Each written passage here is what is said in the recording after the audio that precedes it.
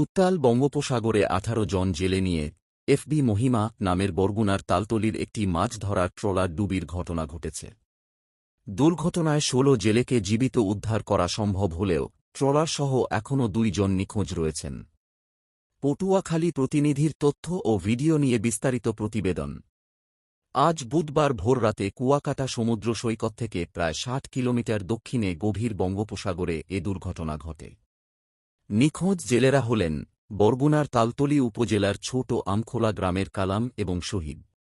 ট্রলারের মালিক তপন জমাদ্দার জানান, গত মঙ্গলবার ভোররাতে তালতলী থেকে ১৩ জন জেলে নিয়ে ট্রলারটি গভীর সাগরে মাছ শিকারের উদ্দেশ্যে রওনা হয়। সাগরে অবস্থানকালে অন্য একটি ট্রলারের ইঞ্জিন বিকল হয়ে পড়লে সে ট্রলারের ৫ জেলেকে উদ্ধার করে এফবি মহিমা ট্রলারে আশ্রয় দেওয়া হয়। ফলে ট্রলারটিতে মোট জেলের সংখ্যা দাঁড়ায় ১৮ জনে। পরবর্তীতে বৈরী আবহাওয়ার কারণে সমুদ্র প্রচণ্ড উত্তাল হয়ে উঠলে তীব্র ঢেউয়ের আঘাতে ট্রলারটি সাগরে ডুবে যায়।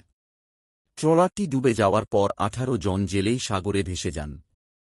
এ সময় কাছাকাছি থাকা অন্য একটি মাছ ধরা ট্রলারের জেলেরা সাগরে ভাসমান অবস্থায় ১৬ জনকে জীবিত উদ্ধার করতে সক্ষম হন। উদ্ধারকৃত জেলেদের নিরাপদে পটুয়াখালীর মহিপুর বন্দরে নিয়ে আসা হয়েছে।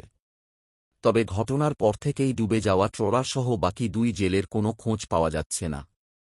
বরগুনা জেলা ট্রলার মালিক সমিতির সভাপতি গোলাম মোস্তফা চৌধুরী ঘটনার সত্যতা নিশ্চিত করে জানান, নিখোঁজ জেলেদের উদ্ধারে জোর তৎপরতা চালানো হচ্ছে।